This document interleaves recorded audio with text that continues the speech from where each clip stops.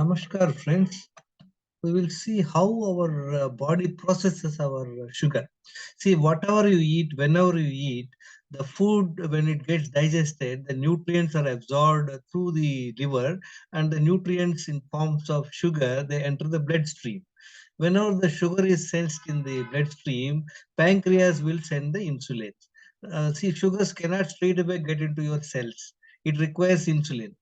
So this keeps functioning like that.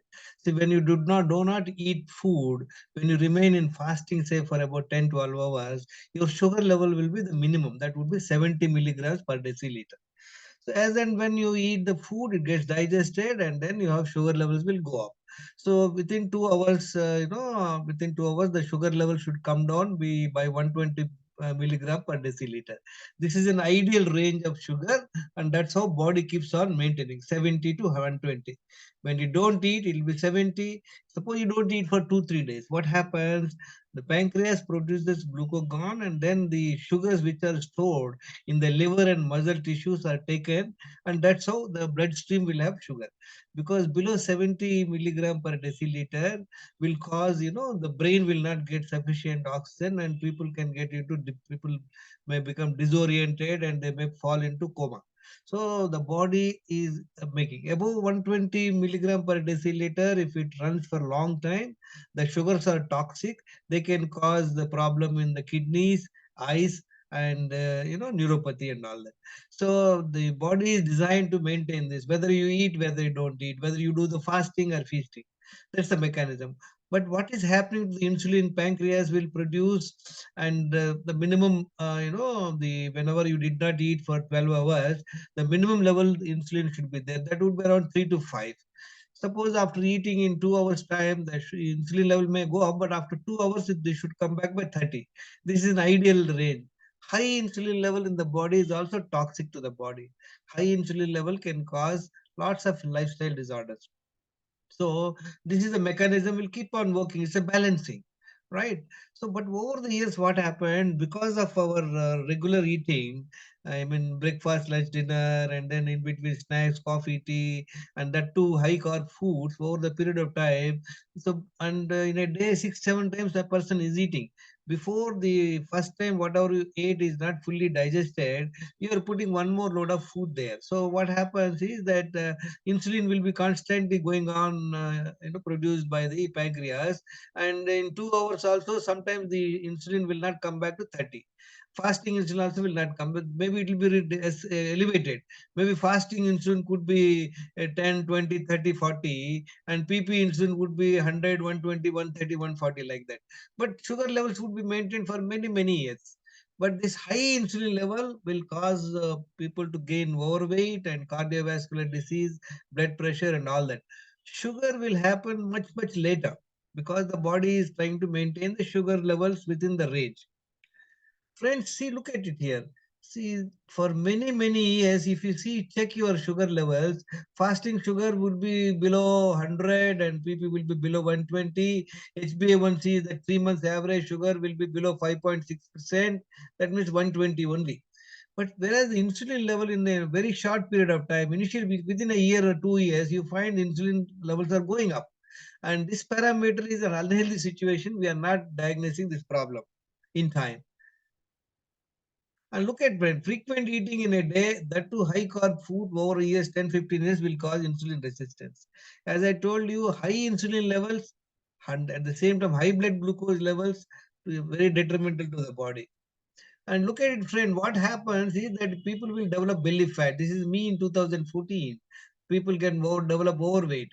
So look at insulin resistance can what all it can cause. It can cause heart problem, dementia, stroke, high cholesterol, high blood pressure, fatty liver, diabetes, PCOS, brain fog, autism, blockage, all these things. Look at this is a double-edged sword, friend. A person who is obese can be type 2 diabetes, he may get cancer, heart disease, reproductive disorders, liver disease. These are, two-way method. See, 9 out of 10 adults are insulin resistant. Look at friend, 90% of the people are insulin resistant. Why? Because we are all habituated to eat breakfast, lunch, dinner, in between snacks, coffee, tea, and very unmindful of our number of times eating. and 1 in 3 adults are pre-diabetic, and 90% of them are unaware of their population pre-diabetes. What does it mean? It means one-third population, adult population, are having pre-diabetes. More than 50% of adult population is overweight, right? And many of them are unmindful. They know, see, this is one indicator we can't escape it. Like whereas insulin resistance, unless you check the fasting insulin, fasting blood glucose, you cannot know insulin resistance.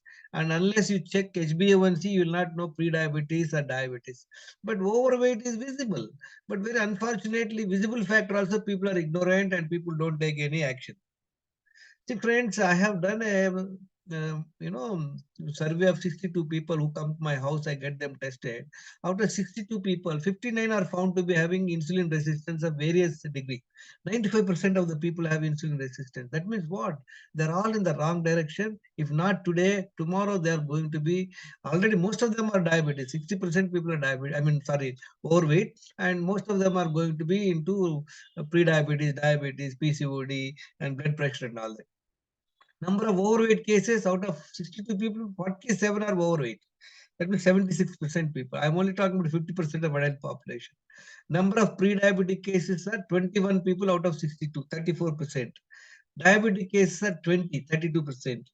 And number of people who have got D and B12 deficiency cases are majority. We will just examine this. Friends, see this one. I have mapped. This is the serial number, the age of the person, weight. Below 70 is ideal weight.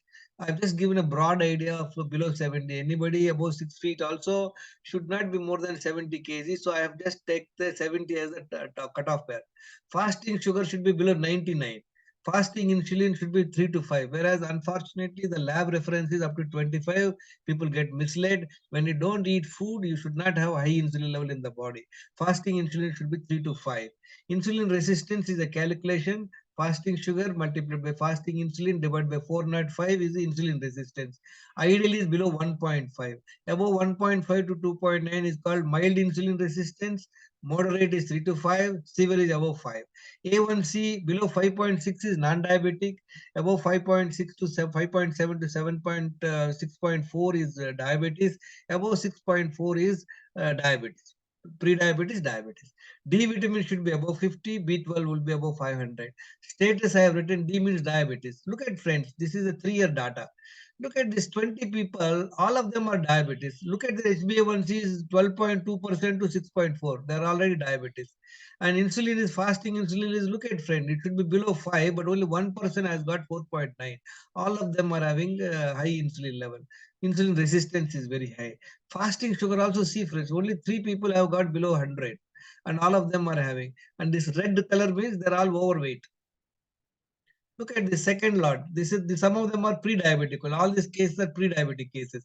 And look at it here, all having high insulin levels and insulin resistance is also high. Out of these 20 people, only one person having got no insulin resistance.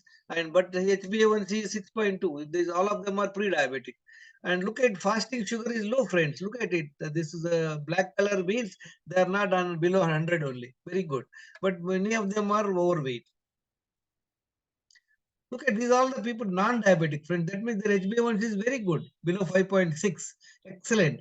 If they look at their fasting sugar, also most of them, except 3 people, all of them fasting sugar is low.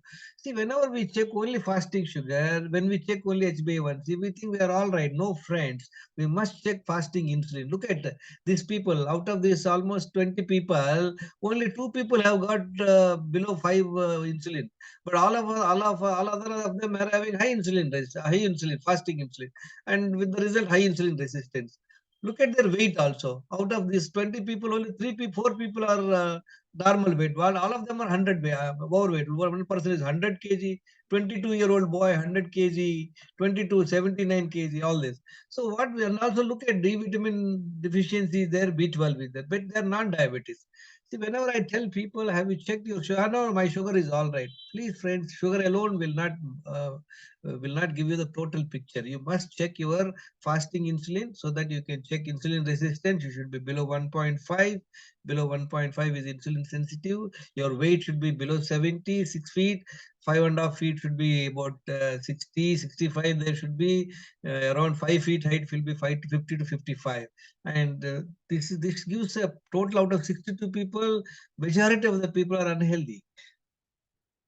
Friends, my name is Gangeshwara. I'm not a doctor. And these are the 7 blood tests which will give a clear picture of your health. These are the 10 parameters. At one time, out of my 10 parameters, I was okay on 3 parameters. That means my health score was 30%.